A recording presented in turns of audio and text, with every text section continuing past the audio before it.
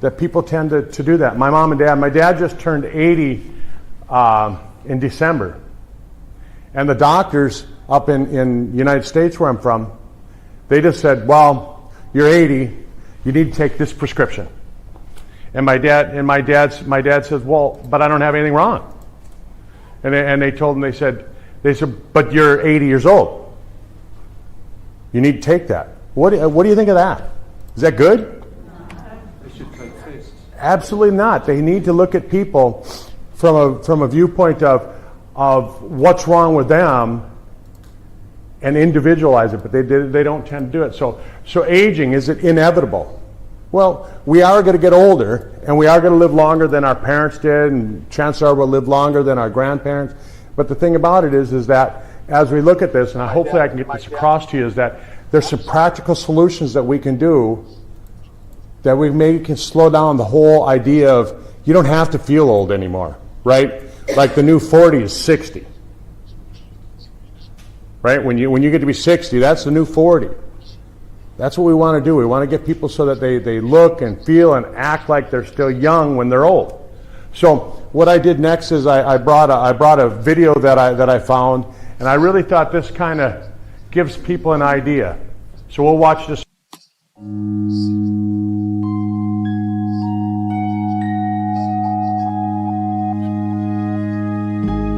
What will your last 10 years look like?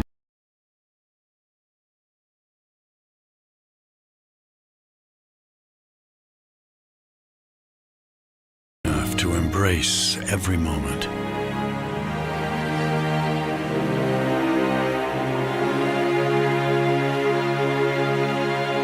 Will you grow old with vitality?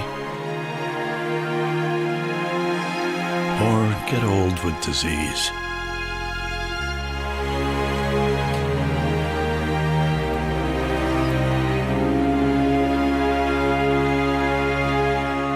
It's time to decide. The average Canadian will spend their last 10 years in sickness. Change your future at MakeHealthLast. Right? Do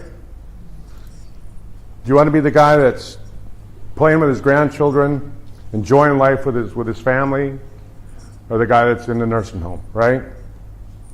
And all of you are fairly healthy. I'm sure that we all have something wrong with us, but now's the time that you want to address it. You don't want to wait until something's wrong and then have to go after it.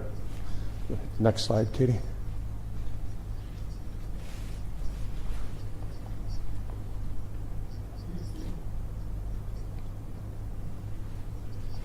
So when you look at anti-aging, and we talk about anti-aging,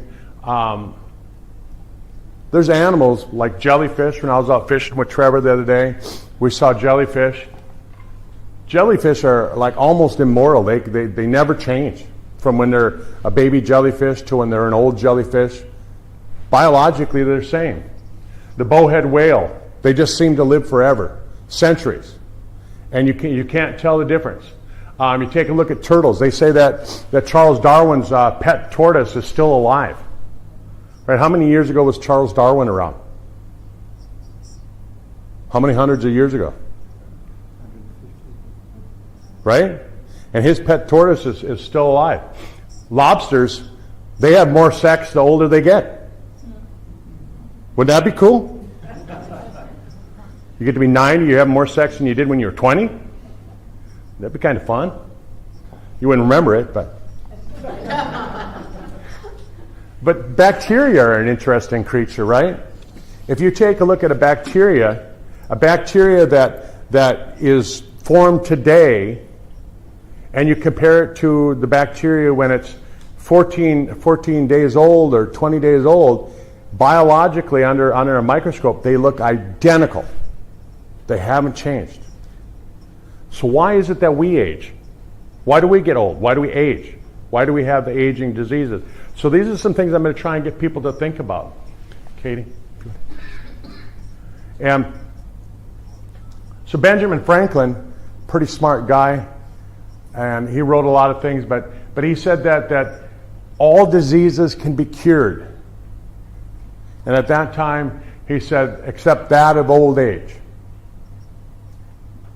And I want to get people to start thinking about maybe if we address aging as the disease, maybe it'll make a difference. My boy, who's 26 now, he's in medical school. He's in his third year to medical school, and I was talking to him about 10 years ago, and I've always kind of been into this anti-aging. Originally I wanted to live to be 100 years old. And at 100, I wanted to be as healthy as I possibly could. I didn't want to have anything wrong with me. And now it's changed. I want to be 110. I've added 10 years to it. I'm 55 now, so I'm at the halfway point, right? And I really feel now, with some of the things that I'm doing, I feel like I'm healthier. I feel like I'm stronger today than I was 20 years ago when I was 35, right? And when I'm 70, I want to feel stronger at 70 than I do at 55. But my son said to me, he said, Dad, he said, why do you want to grow old? He said, all that means is that you're going to have to be on all these medications. You're going to have all those old age diseases. And he was looking at things from a different point of view. And he's saying, why do you want that? And some people I talk to, I treat a lot of people. I treat some people who are 98 years old, patients of mine who are 98. I treat some 90-year-olds, some 92 years olds. And I ask them all kinds of questions, and because I want to learn from them, right? I mean, what's the best way of learning how to get old? Talk to an old person, right?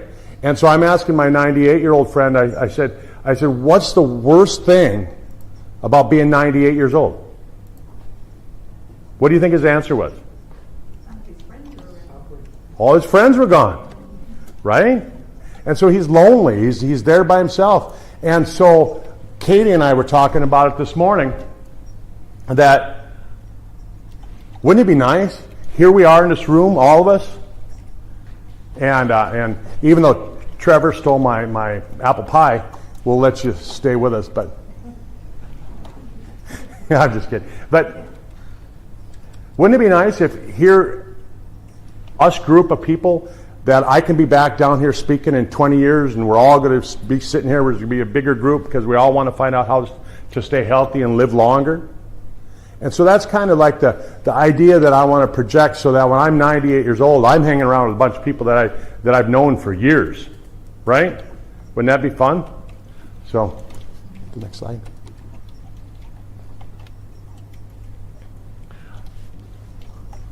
I'm one of those weird ducks, when I went to school, I enjoyed math, I enjoyed science, and I went to school for mechanical engineering when I first graduated from high school.